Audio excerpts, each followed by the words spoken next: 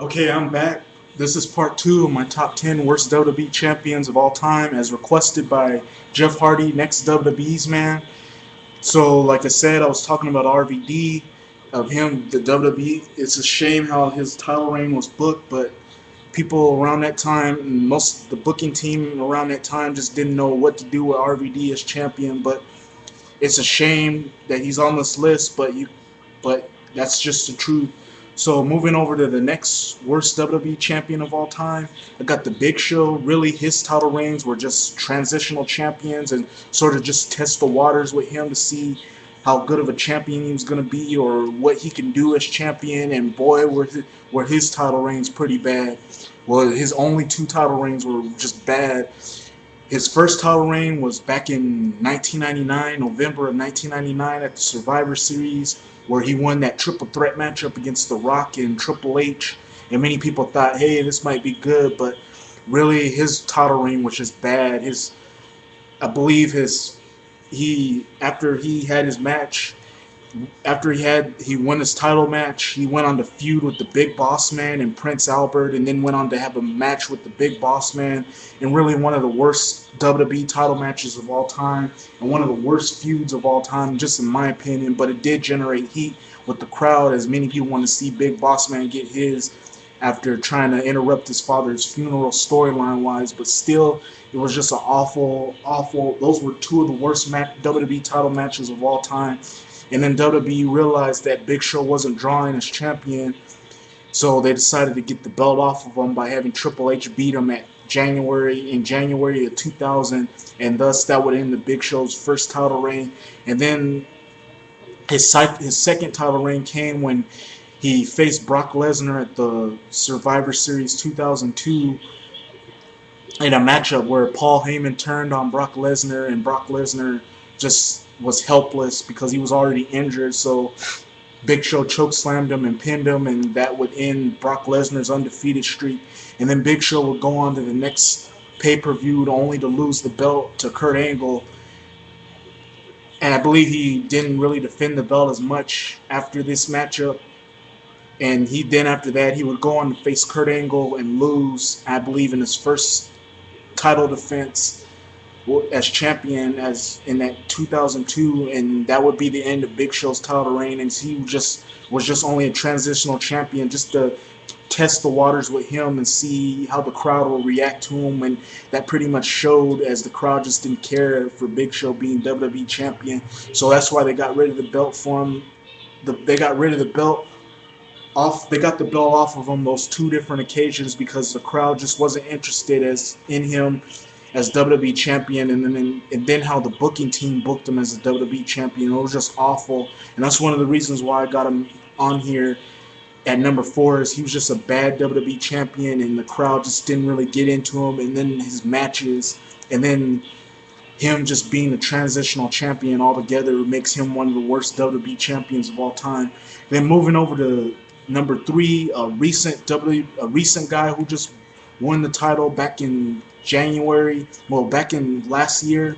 Well, this is more recent. Like, he won the belt last year, only to lose it at the Royal Rumble this year. That's Jeff Hardy. Really, I thought this would be a good idea. I thought it'd be good to have Jeff Hardy be WWE champion, since the crowd was into him. They were wanting for him to be the WWE champion. So WWE decided to run this hot angle around that December time where he got attacked, and they really didn't know who was the one that attacked him. So then they had that triple threat matchup. I believe it was yeah. So Jeff Hardy came into that matchup at Armageddon, and he wound up winning the match at WWE Armageddon 2008. And then people were just happy because they were going to say, hey, Jeff Hardy's a champion. They did something new, so he might get a decent title run. But no, that wasn't the case. As WWE just really messed up the booking messed up on him being WWE champion. As when he won the belt, he started having matches against Vladimir Kozlov and Big Show, and they all ended in DQ and countouts. And really, many people were just thinking, why was he booked this way? As he was not really booked as a strong champion. He was just sort of booked, sort of like how RVD was booked, and that wasn't a good thing. And then, of course, he had his first WWE title run. I mean, his first WWE title televised WWE title matchup, and that was against Edge, where he lost the belt, and thus that would end his first and only TV television title defense matchup, as that would be the end of him as champion. And since then, Jeff Hardy's been trying to sort of build on that of what happened, and the WWE creative team realized that mistake, so I'm trying to build him back up to make us want to care about him. But still, this was awful, mainly on the booking team's part, as they just didn't book him right as champion, and that's one of the reasons why he's on number 3, is he was just a poorly booked WWE champion, and probably one of the worst WWE champions of all time. Then moving over to the number 2, I got the Iron Sheik. Really, Iron Sheik won the belt from Bob Backlund, I believe in 1984, I believe, and then Hulk Hogan would wound up beating him in his only title defense. So really, he was sort of a transitional champion, held the belt for however many weeks or just a month, however much he held it. Really never defended the belt, and then finally defended it against Hulk Hogan, where he lost the belt, and that's what made him a weak champion. Is he should have been booked strong, but he wasn't booked like he should have been booked as WWE champion, and thus he's on this list as one of the worst WWE champions of all time, mainly just on how he was booked and just him having his only title defense against Hulk Hogan, and that's one of the reasons why I got him at number 2. And then finally, moving over to number 1, I got Diesel as WWE champion. What can you say about Diesel as WWE champion? He won the belt off of Bob Backlund the couple days right after Survivor Series, and many people thought this might be a sort of a good idea, as the crowd was really into him, but that wasn't the case. His title reign was just lackluster. It was boring. It was stale. He went on holding the belt for over a year, and many people were just wondering why the hell did he get a long title reign, because he wasn't a good wrestler. The crowd wasn't really into him.